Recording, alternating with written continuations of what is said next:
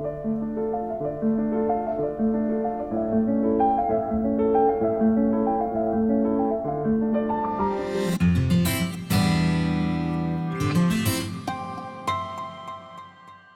guest today is Dr. Harold McGee. Harold's probably the most respected name in food science. He's been writing about the science of food and cooking since the 1970s. He's written 4 books, including his award-winning On Food and Cooking, as well as his most recent book, Nosedive, which we'll be diving into a little bit today. His education is in science and literature. He did his undergraduate work at Caltech and earned his PhD in English literature from Yale. He's a visiting lecturer at Harvard University, and he's a former columnist for the New York Times. He's been named Food Writer of the Year by Bon Appetit, and he has been on the Time 100's list of the world's most influential people. So thank you for being here, Harold. On Food and Cooking was the first book on food science that I ever read, and I have to say it's a thing of beauty and a joy forever. Well, thank you very much, both for the compliment and for quoting the guy I wrote my English thesis about. So, yeah, very kind of you. So I'm thrilled that you're here. There's so many things that we could talk about, but I wanted to talk about how we smell in relation to food primarily today. So smell is difficult, and people, especially if they haven't been trained, are a lot of times intimidated with coffee and chocolate and whiskeys and wines and stuff like that because there's so many different scents in them and being able to distinguish them and name them. And as you know, part of the reason for that is because when we smell, those inputs basically go into the limbic system, which is more of a sort of emotional part of the brain, rather than to the part of the brain where we also have a language center. So I'm curious just in terms of sensory training, and is part of being able to name scents an important part of being able to recognize individual scent molecules better? Yes, short answer.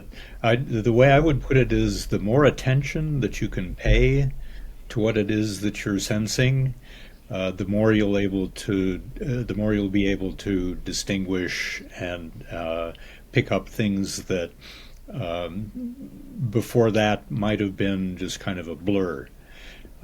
So it's in a way kind of learning to focus on the experience, and as untrained human beings, that's not such an easy thing to do to begin with, because we're kind of built as animals to take in sensory information and make immediate judgments about whether this is a good thing or a bad thing, fight or flight, or things are copacetic. And it takes a conscious effort to stop and pay attention to a particular sensation and evaluate it. And that's what we're doing when we're developing our senses for flavor, is to slow down, pay attention to what it is that's going on in our mouths or in our nose, and correlate that with what it is that we've been doing to the materials, how it is that we've been preparing the foods, and the kind of impression that we want to make on other people. So when we're smelling food, for example, there's lots of odor molecules, volatile molecules that we're smelling at the same time. And I'm curious, 2 things. If you're doing sensory training, is it best to try to find kits, like Linnaeus is one that they have one for wine and whiskey and coffee, or the Specialty Coffee Association has a guideline for sensory training, and they use common things that you can find at most grocery stores. So it's better to try to find individual scents and train on those, or the second part of the question is, if you're smelling a complex smell with multiple things, do you smell each of those individually and your brain kind of puts them together, or will 2 different smells sort of form a third smell? So when you're smelling them together, you don't smell them individually, but you're smelling something else, which is a composite of the 2. Yeah, so it helps to know just a little bit about what's going on in the brain when we do smell something. as you say, smells are molecules that can escape the foods, go into the air, into our nose, and that's where we have receptors for smells. And depending on the molecules that come in, different receptors are triggered, and then those receptors send signals to the brain, and then we become conscious of what it is that those molecules were in the first place. The complication is that all that's happening on microsecond time scales and pretty much simultaneously, and so we have to learn to kind of evaluate what's coming in, knowing that there are lots of molecules involved and that there are lots of maybe we could call them preliminary sensations involved, which our brain then puts together into a composite to make sense and to make a decision. Is this a good thing or a bad thing? Should I pay more attention to it or ignore it?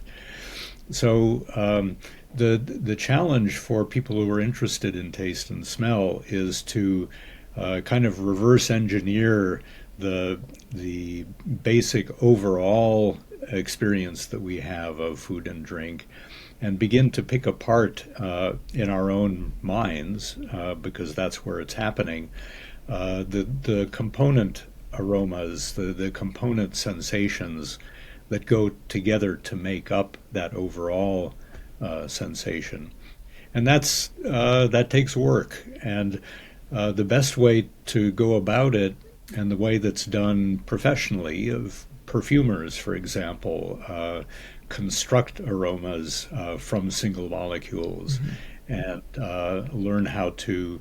They begin their training by learning what those individual molecules smell like, and learn to be able to recognize them as such. If you're not a perfumer, if you're interested in food, then I've found that the best way to train to develop one's sense of taste and smell and flavor is simply to taste and smell as many things as possible, paying close attention to what it is that sensation is associated with. So just taking all the bottles off of your spice shelf and smelling each one of them and registering them and saying, ah, yeah, that's nutmeg, that's mace, comes from it's the same seed, but it's a different material and it has a slightly different aroma. Just learning by paying attention to the things that are already a part of your life. And from there, you can kind of branch out. And if you're interested in wine or in spirits, then you can learn more about the particular volatile molecules that are found in those materials. You can do that by looking in books or online and getting a general sense, and then putting that information together with what it is that you've experienced with things in your home, and gradually bootstrap your way to a better appreciation for flavor. So you think it's best to do that with scents? I mean, like you mentioned mace or nutmeg, which are still multiple molecules, right? Multiple different scent molecules together, as opposed to trying to, if you can, get access to an isolated molecule that, like vanillin, for example, that you can learn the scent of, and then when you smell vanilla, you'll smell that along with all the other molecules that are volatile in vanilla. Yeah, so the as you kind of alluded to, getting access to single molecules is not easy. They have to be either extracted or synthesized, and they come in little brown bottles, and they're very prone to changes, and therefore what starts out as a single molecule ends up actually being several or many more than several. So, in the case of perfumers and professionals, it makes sense to go hunt those things down and pay the premium for them because that's part of your profession. If you're trying to learn while you're being a cook, then I think the best thing to do, at least to begin with, is to start with the materials that you work with every day.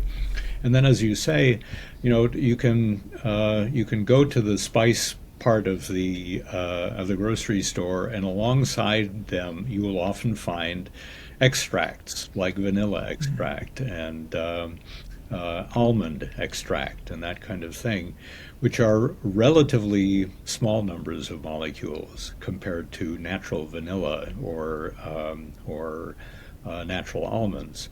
And so you can then compare, for example, the smell of an artificial vanilla to a real vanilla bean and begin to understand, that, as you say, that there are, with most things, one or a small handful of molecules that are responsible for the overall character of that thing, but then they're always accompanied by a posse of other molecules which kind of round out that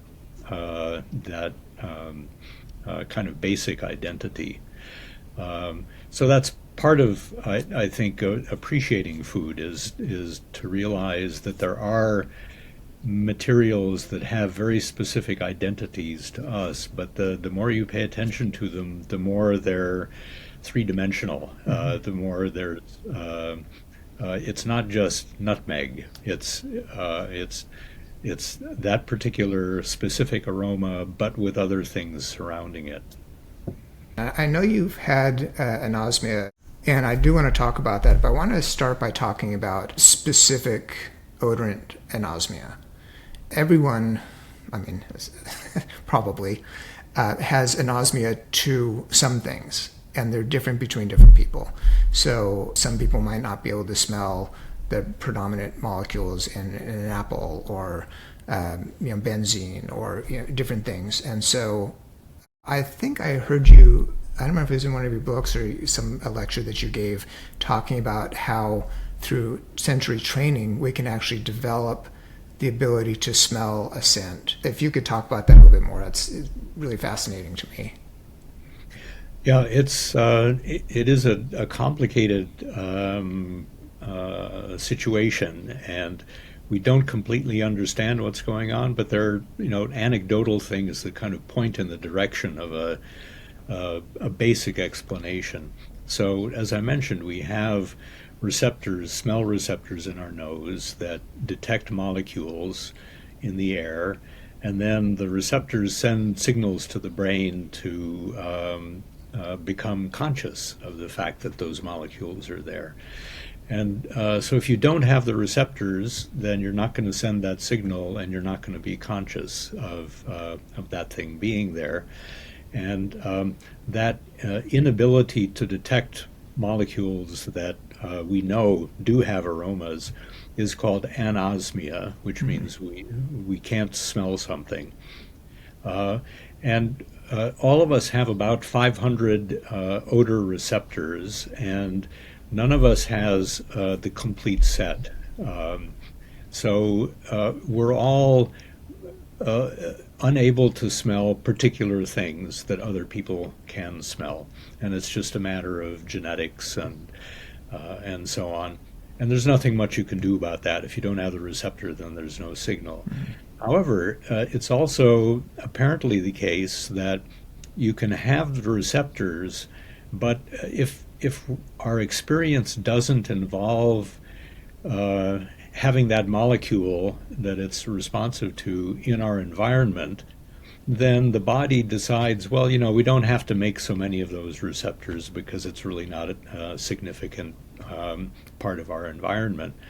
And so it's the body is always making decisions about what to make more of, what to make less of, how to keep things stable, that kind of thing. So if you're not detecting the molecule, then the body's not going to be interested in making the receptors. But if you then are exposed to the molecule, the very few receptors that you do have become active, and somehow the body decides, this is now an aspect of our environment that is worth knowing about. So we'll make more receptors so that we can become more sensitive.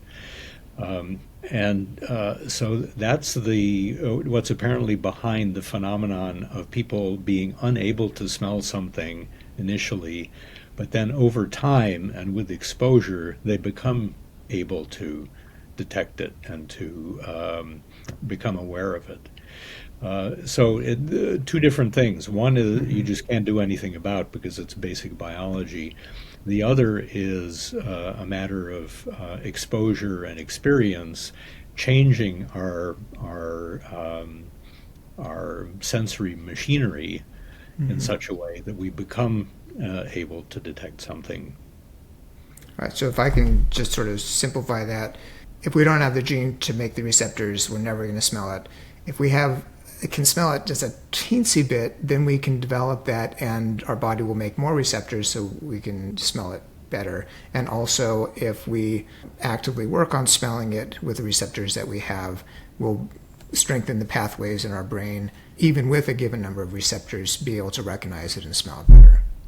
Yes, and just a side note to that, the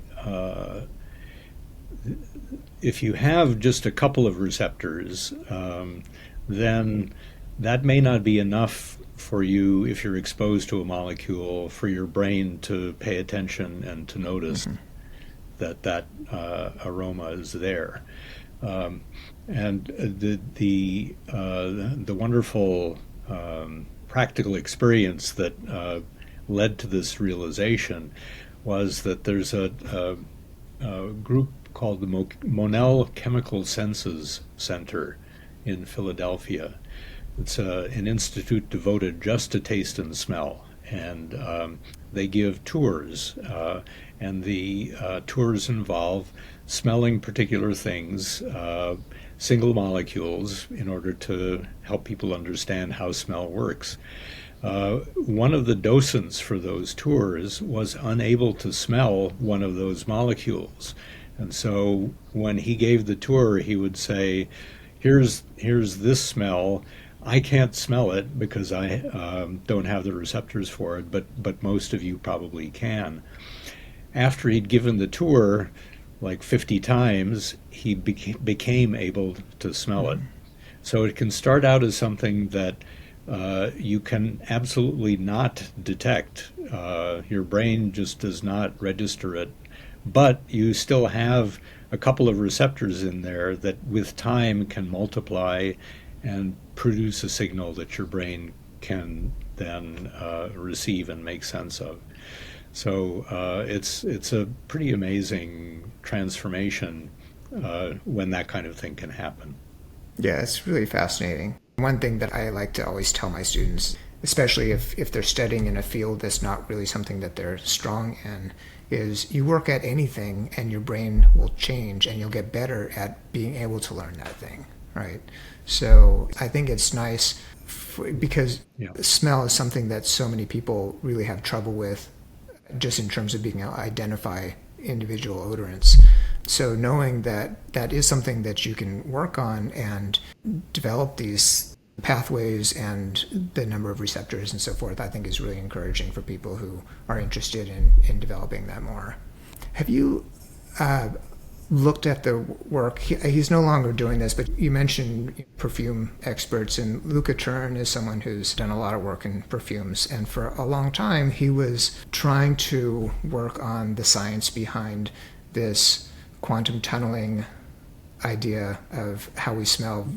There's the shape receptor, which most of our body works via that way, and then this quantum tunneling idea, which is kind of fascinating. And it seems like, from what I read in his work, neither model is perfect, but some years ago he gave up on it. I talked to him a while back about this, and I'm not sure exactly.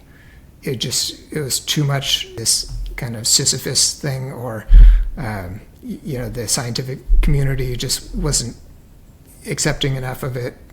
But I'd love to hear what you know and what your thoughts are about that area and how, with 400 or 500 receptors, we can smell 10,000 smells.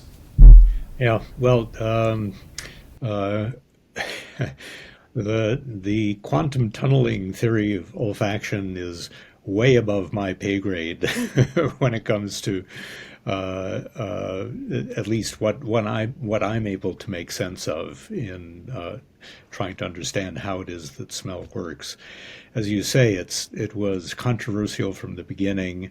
It remains so today. I haven't seen much in the way of publications about it one way or the other for some years now. But I do know someone in the olfaction world who said that who told me just kind of anecdotally or from his overall sense of the field that there must be more to it than the key and lock model of a molecule having a shape and the receptor having a pocket that shape can fit into and then being triggered in that way. He's convinced that there's more to it, but what that more is, I think, is still not completely clear. Oh, I'm also convinced there's more to it. And I know I've looked at some of the studies that were done where they would take, a molecule that has a particular odor and then replace hydrogen with deuterium, for example, which has a different, it's twice as heavy, so it has a different vibration. And that would change the way that it smells. So just based on that alone, and humans, and they tested with, I don't remember if it was Drosophila, I think it was, and cockroaches and different animals. So there's definitely something there. I wish there was someone who would do more research in that area because it's really fascinating. And the way quantum tunneling works, which we know is a thing, right? There's elastic and inelastic quantum tunneling, and it's pretty well understood. So maybe it's something entirely different, but it's not the key and lock model, like you say, shape based entirely. And we also know that there are molecules like benzene, for example. Plants create cyanogenic glycosides with a benzene molecule as part of it. And we can smell that as that almond smell, even when it's attached to a larger molecule.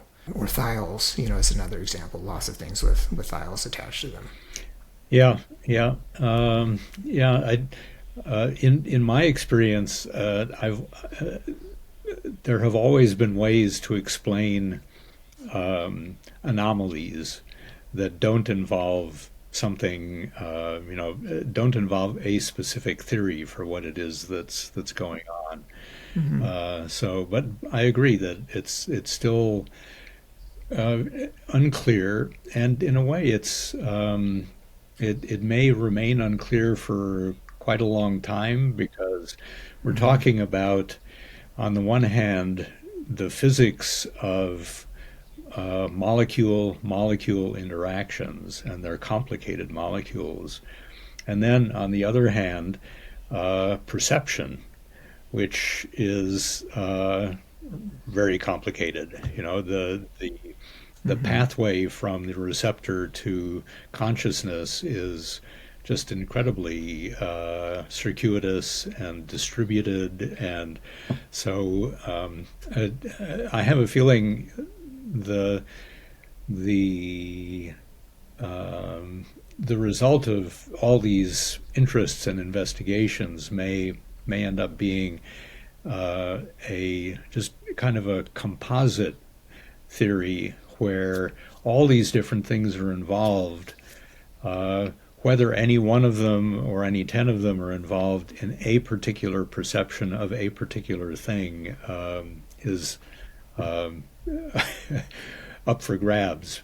Because, and this is something else to keep in mind, I think, generally, these experiences are fleeting, where Mm-hmm. the moment we detect a molecule, the brain is both noticing that and telling us about it, but also adjusting itself so that the attention that it pays to it is modulated by that fact.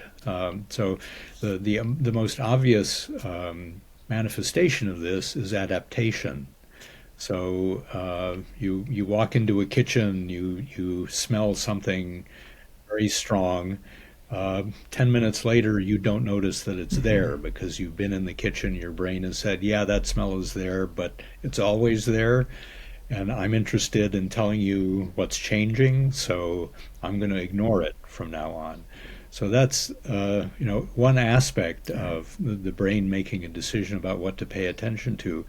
In a way, what we're trying to do, those of us like people in the culinary world who are trying to hone their awareness and appreciation of tastes and smells, we're working against that. We're trying to use our powers of concentration and focus to override that aspect of our brain and really grab a hold of what is interesting to us and important to us.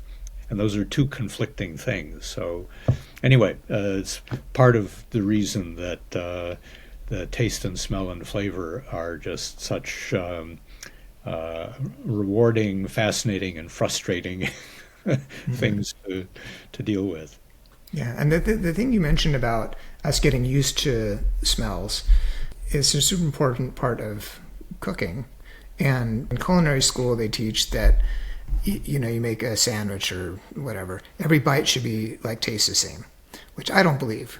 And one thing David Chang has a quote, I don't remember exactly off the top of my head, but basically his philosophy in seasoning, and by seasoning I mean salt, is that food should be both over-seasoned and under-seasoned. So that, like if you use Maldon salt, for example, so you're getting these kind of blasts of saltiness, and then you have under saltiness, so that you're constantly varying. And if you have something that every bite tastes the same, there's this sort of, I don't know, ennui in eating the whole thing, right? So it seems like as chefs, we would want to be making things that are constantly changing your perceptions and your sense and so forth, so that it remains to be interesting throughout the eating experience. Yeah, and that's, to quote another chef, Thomas Keller, that's the reason that he moved from traditional 3 to 5 course meals to tasting menus, because he said, after the first couple of bites, I've tasted it. I'm not interested anymore. I want something new. So, of course, on the other side, there are dishes that are traditional, that are deeply satisfying, and you don't mind taking bite after bite after bite and then asking for seconds. So, it's very much up to the individual and what it is that you're trying to accomplish in a given preparation. Yeah. And one thing that Charles Spence talks about in preparing menus is, that the first bite is going to be important, because that's that kind of blast of flavor perception. You have a story about eating grouse for the first time, right, where it was just like this amazing experience that you remember. But the last bite is the most important in terms of people's memory of the meal. Like most of the meal, they're not going to remember. You might remember their friends or the environment or the just kind of general experience, but the actual things that they ate fleet very quickly. So it seems like as chefs, that's something that we want to think about is how to make the meal so that the end of the meal is something that really stands out. Mm-hmm. Yeah. So going back to this idea of anosmia, that's one of the worst fears I think a lot of chefs have, especially in the age of COVID, where a lot of people did. And I think in your case, it wasn't COVID related. Is that right? Not the first time, but I've actually lost my sense of smell 3 times. The first time was back when I was in the middle of writing my book about smell. And kind of in the early days, and Uh, so this would be maybe 2015 or something. And I immediately got in touch with my friends at the Monell Chemical Senses Center, the people who know the most about taste and smell, to ask what was going on. I came down in the morning, I ground my coffee beans in a hand coffee grinder, and Mm. which I love because I get the smell of the coffee before I've even taken a sip. And I noticed I wasn't smelling it, and then I took a sip of the coffee and I wasn't tasting coffee. It was just bitter and acid and hot. And uh, my friends at the Monell said, yeah, that happens to people, and we really have no idea why or how. And sometimes it comes back, and sometimes it doesn't. So we've got our fingers crossed for you. And it fortunately did come back, but it took like 6 weeks. It was Mm. quite a while, and I was, checking myself every day to see, and then also thinking about alternative book projects because if I Mm. couldn't smell, then it just wouldn't make any sense. Anyhow, so anosmia is, I learned, something that's much more common than I realized at the time. And as you say, COVID really made many more of us conscious of it because that was an important symptom. Mm. And I lost my sense of smell after that first time, and then when I got COVID as well. Um, in both of those cases, with a little bit less anxiety because it had come back once before, Mm. and I thought, well, maybe this is just my physiology that a virus will knock those receptors out, and then eventually they do come back. But some people have not been that lucky, and some people have experienced what's called pairosmia, which is when you smell things, but they're not the things that you should be smelling. So you take a sniff of a cup of coffee, and it's disgusting rather than like coffee. And the the upside to these experiences with COVID is the fact that the medical establishment and the research establishment have realized that this has been a badly overlooked aspect of human life, and uh, the funding just has not been there to do the research to understand what's going on. So at least now there's research funding and the beginnings of a little bit of understanding of what's going on, and more attention to treatments before we even understand what's going on. But yeah, it's still a significant problem for many people. Did you ever figure out the first time that it happened what caused it? I didn't have obvious symptoms of a cold.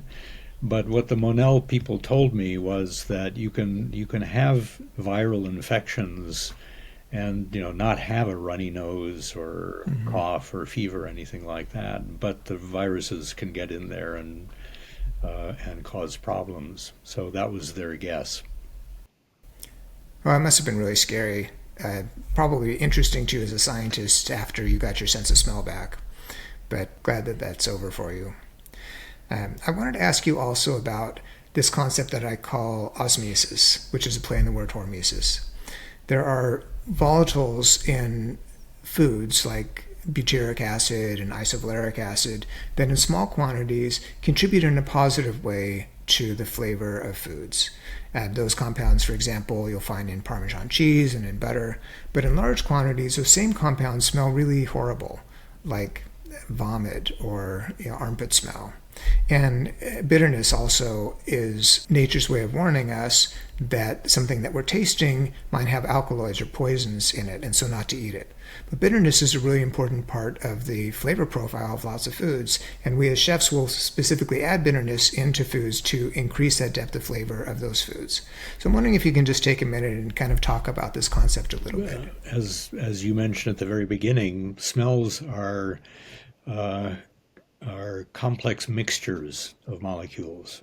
We tend to think of smells as, this, that, or the other thing specific, but in fact, those specific smells are made up of a real crowd of molecules, not all of which, but many of which actually do contribute something to the overall character.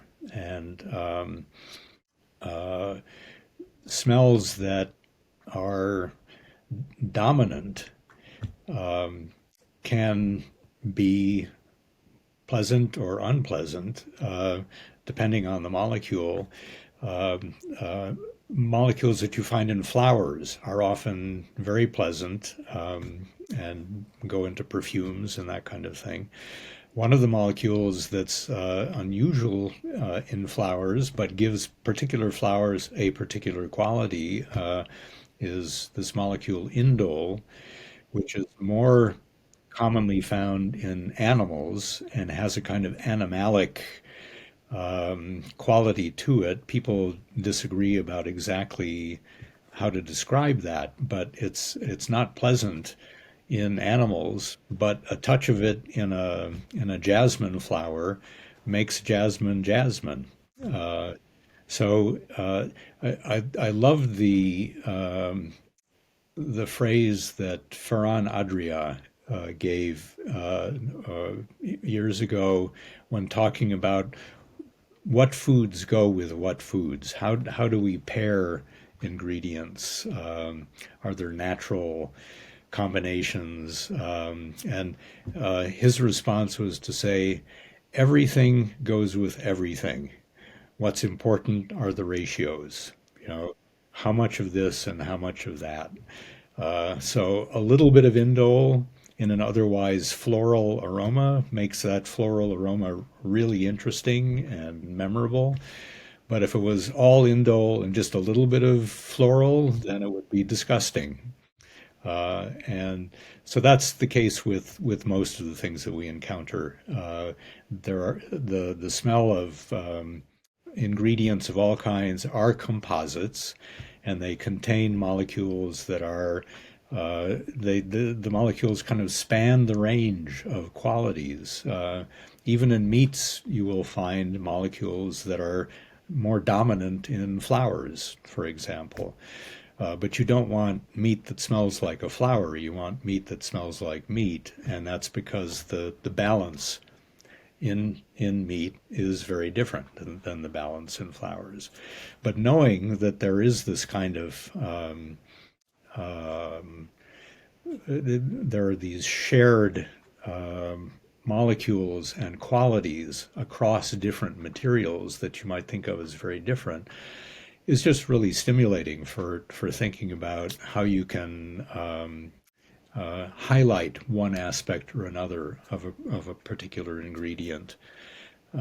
So yeah, it's I think a great argument for knowing not just about the particular flavors that you find in foods, but knowing about the flavors of the world, because then you can put things together in a way that's really personal to you, but also reflective of the possibilities that are out there that you might not otherwise think about. Yeah, and it's a really fascinating section of your book where you talk about smells of animals and rotting flesh and so forth, which people pay a lot of money to have steak that's more rotted, right?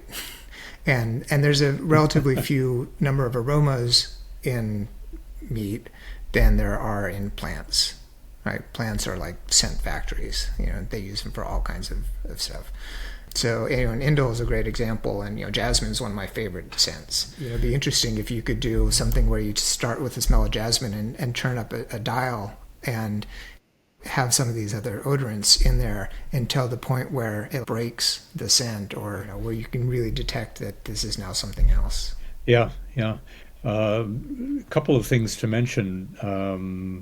One is that the Museum of Food and Drink in New York City has had and may still have an exhibition about taste and smell that allows you to do that kind of thing. It's a machine that they call the scent organ, So you can play different keys and hold them down. It's really worth checking out.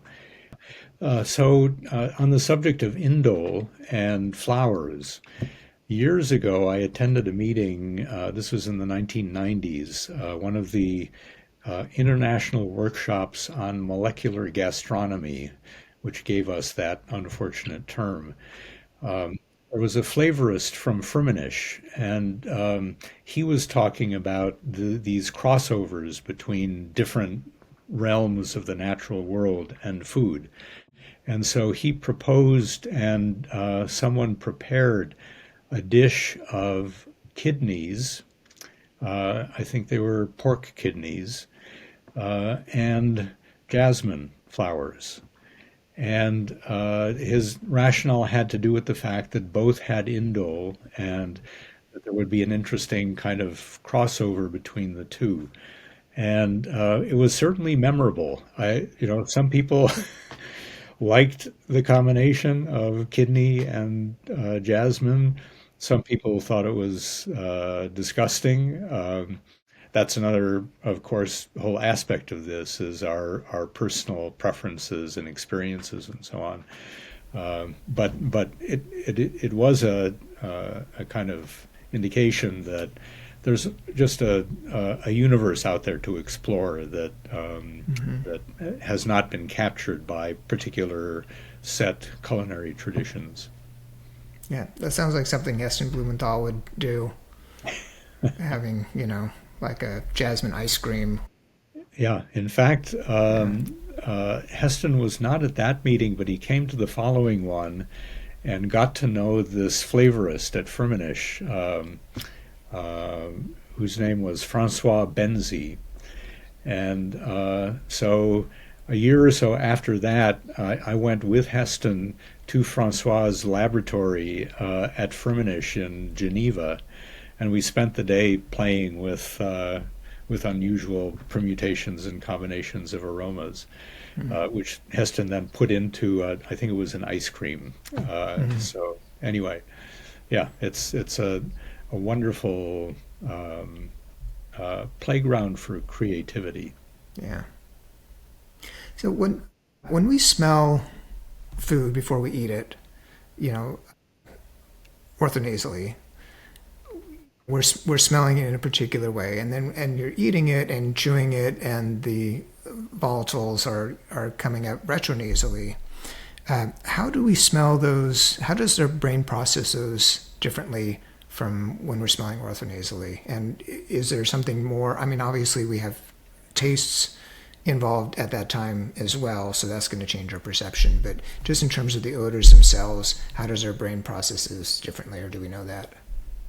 We know a little bit, and the easiest thing to measure is sensitivity.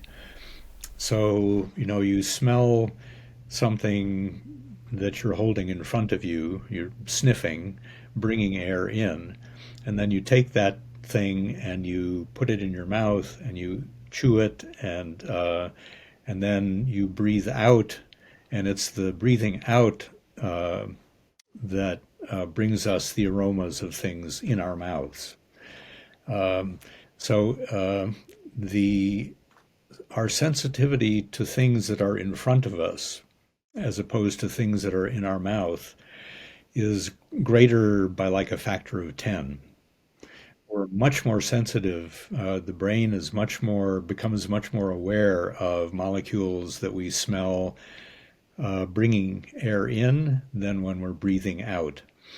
And that's keeping concentrations and things like that the same. So we're just much more sensitive to aromas, smells outside of us than aromas in our mouth. Uh, the kind of just so story that you can make up about why that is that if we're smelling our environment, we're on the alert for problems. If we're breathing out something that we've already eaten and are in the process of swallowing, we've already made that decision that whatever it is okay, and so we don't have to pay so much attention. And That makes sense. I don't know if that's necessarily the whole story, but it's a way of making sense of those two different two experiences. Then it turns out that, of course, flavor is a combination of taste on the tongue and aromas coming from the food and breathed out through our nose. And it turns out that uh, our brains, because eating is this multisensory experience, our brains put together information that it's getting both from the nose and the tongue, and actually texture comes into it as well, and chemosensation, the irritation of peppers, and so on. Brain's putting all that stuff together into an overall perception of flavor. And it turns out that in that perception, smells can influence tastes, and tastes can influence smells, so that a particular volatile molecule will be more apparent to us under certain circumstances than others, and tastes the same. Um, so that's part of what's going on when, for example, people try to reduce the levels of salt or of sugar in foods that we want to be supposedly healthier for us. Um, if you can do that by manipulating, for example, the aromas, the more vanilla there is in an ice cream, the less sugar you need to make it seem sweet, and that kind of thing. Yeah, and with anchovies, stuff like that we associate with saltiness, if we have those aromas, it will taste more salty even with the salt not being there. Yeah, yeah. So the experience of flavor does take in all these different signals and inputs from our senses, and then puts them together into a composite, um, and that's how we end up being able to influence aspects of flavor, other aspects of flavor than the one that we're actually changing when we change a recipe. Yeah. And as you know, things that you see, sounds that you hear, you mentioned multisensory perception, right? There's a lot of things that get bundled into the sort of organoleptic properties of food and how we taste them, more than just taste and smell. That was really fascinating area that's very complicated. And also memories, and everyone's going to have their own field of experience, right? So even if their receptors were exactly the same, they're going to experience things and taste them differently. Yeah, yeah, exactly. Yeah, there are so many different things, many of which I find anyway are in a way detrimental to the experience of flavor because they're distractions. Mm-hmm. That's one of the reasons that I actually don't mind if I'm going to a restaurant that I've been anticipating. I actually don't mind going on my own Mm-hmm. because so often, even with another foodie, I've had this experience of going to a restaurant that I've been looking to for a long time. Uh, they're welcoming me. They ask, one of the chefs to come sit with me to explain the dishes if I want to find out. And I end up not being able to pay enough attention to the food because they're asking questions. It's just not socially polite to pay too much attention to your food, and so uh, the people have found, Charles Spence among them, that things like colors and the sound level in a restaurant and so many different things, music, actually do play with your perception. And uh, on the one hand, they're distractions. On the other hand, they are part of the experience. And so, if you're the cook trying to create an impression, you have to take that into account and maybe, amp up certain aspects of the food in order to overcome the distractions that are going to be there. Yeah, one of the things that, speaking of Charles Spence, that is really fascinating to me, you talk about sound levels, how if the sound is really loud, like, they did all this research on airplanes and airline food, it mutes your ability to taste most of the things that you taste. But amino acids are one that are actually boosted by that, right? So that's why tomato drinks are so popular on airplanes, because we taste those glutamates more, and so we're getting that sensation of something, whereas something else that we might eat on an airplane will taste very different from the way it does, because, I mean, for multiple factors, the air is thinner on the airplane and it's drier, and we have the loud engine sounds. But yeah, it's a really fascinating area. And restaurants, I mean, most restaurants aren't even aware, and they tend to be very loud, which is, if you're there with a crowd, it makes it hard to hear anyone. But also, a few of my favorite food experiences of just and I don't know how much of it is the Provence rosé paradox, and how much of it is just the food was really that good. One of them was, I was doing business in Hawaii, and I was there by myself many years ago, and I had this, it was like a 7-layer poke thing at a very nice restaurant. And it was one of the best things I ever ate. And I was just sitting there, by myself with a book, which I then put down, just savoring, and just really, it was a great experience. And I think if I had been there with a friend or something, we were chatting, probably would not have enjoyed it so much. Yeah, as you're mentioning that, the one thing that occurs to me that can be wonderful is going to a restaurant with someone in the food world, maybe a Mm-hmm. chef, um, but not to their restaurant, and with the both of you wanting to focus on what it is that makes this special place. And Mm-hmm. then I find it's kind of like uh, a semi-formal wine tasting. You know, you have your initial impression, they have theirs. Because we're different, we notice somewhat different things, and then we can, in many instances, learn from each other. Say, there's a kind of green pepper note Mm-hmm. to this wine, and I didn't get it the first time around. But if I go looking for it, then I find it, and then so yeah, I think there are arguments to be made for both, for solo dining and really Mm-hmm. focusing, or dining with a friend who's as interested as you are in the experience, and then sharing that experience.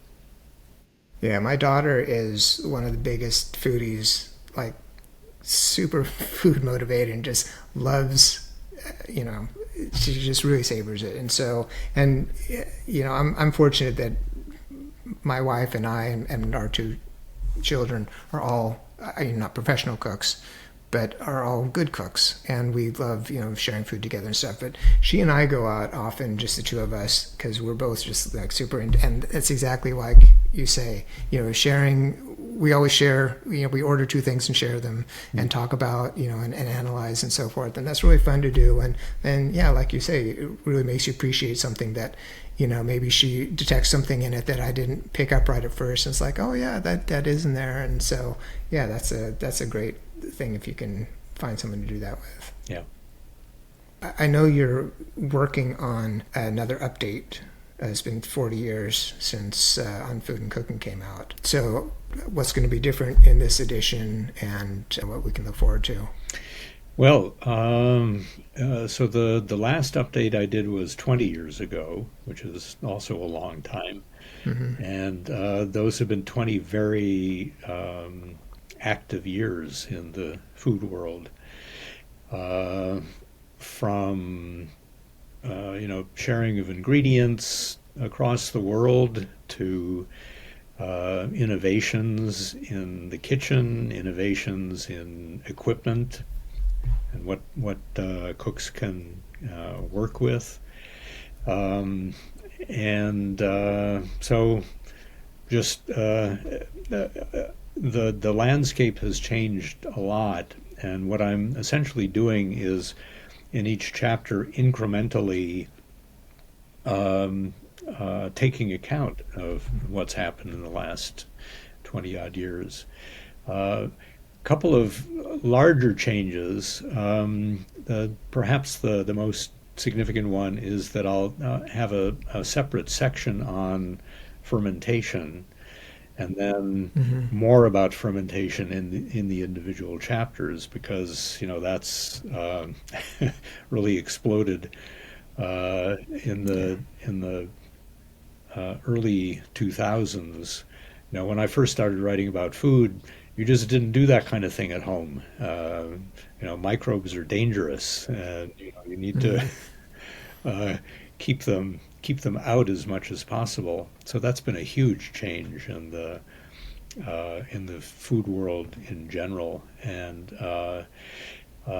so much more about fermentation, much more about perception, because having written about smell, I want to bring that kind of information into each chapter for the particular materials and ingredients that I'm talking about.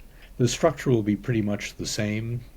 I'll I'll be and have been kind of reducing the amount of space devoted to um, Hmm. uh, you could call classic preparations, or maybe well, yeah, I think that's the traditional European Hmm. preparations, and more time on what's done in other parts of the world that have become much more um, visible to us in the last 20 years. Yeah, I'm really looking forward to it. As you said, in the last 20 years, so much stuff has exploded.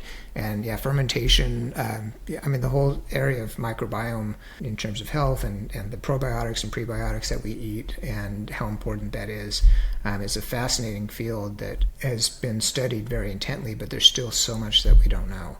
And taking advantage of that foods, and it's so easy to make fermented foods at home. At least some of them. I've made natto and things like that, which are not difficult, but a little more complicated than sauerkraut. But you can make things like that. It's hard to find natto at a store that's good. So making it yourself, which isn't that hard to do, is just such a different experience from buying it at an Asian store. So I really always encourage people to make at least fermented vegetables, because those are very simple, or kombucha or something Yeah, like that. yeah, yeah. That's been just a huge shift in the way people Mm-hmm. in the field have come to think about food. So yeah, have to take that into account. Well, gluten is an area that I hope you address more in the book, because a lot of people are interested in whether they're just trying to bake bread or they're trying to understand what is it really that people have a sensitivity to. I'm not talking about celiac disease, but just different food sensitivities. And there's research that shows that a lot of those people, it's not actually the gluten, it's pentasans or something else that they're actually reacting to. But for me, as a chef and a baker, understanding how the two protein molecules are forming these disulfide and other bonds together, and there's a lot that we still don't really understand, and there's a lot of conflicting opinions about things. Yeah, that's just a very basic fact, which is that foods are complex systems, Mm-hmm. and they're not so easy to understand what's going on. You can notice effects, you can make correlations, but then actually to pin down, if you do this, this happens for these reasons, then it becomes much Mm-hmm. dicier. And certainly with protein molecules that are complex in and of themselves, and then interacting with each other and with other components of the wheat seed. Yeah, it's it in a way, standing back from it, not surprising that even in this day and age we really don't understand exactly what's going on in a lot of those situations. So, Yeah. and just to mention, because you mentioned gluten sensitivity and pentasans and so on, the very first edition of my book, which I wrote in the 1970s, had a whole section on food and the body. And in the second edition, I dropped it completely, and I have no intention of reinstating it because, at each interval, the stories are so different that Hmm. anything that I uh, take, months to put together today will be completely out of date in 5 or 10 years, if not before. So yeah, I stay away from things like that. Apart from just maybe recognizing the fact that uh, gluten sensitivity exists, celiac Hmm. disease exists, but that's about it. Yeah. Well, very smart. Yeah. But I would like to learn more about gluten and other high molecular weight molecules that are found in other grains as well and how they interact, So, uh, well, this has been great. I really appreciate all your time. It's so wonderful. When I get to chat with you about this stuff, it's fascinating, and I just so much appreciate all the time over the years that you've put into researching these things and writing about them so clearly, for everyone to be able to appreciate and understand. Well, thank you very much, Michael. I'm delighted that you've found it useful.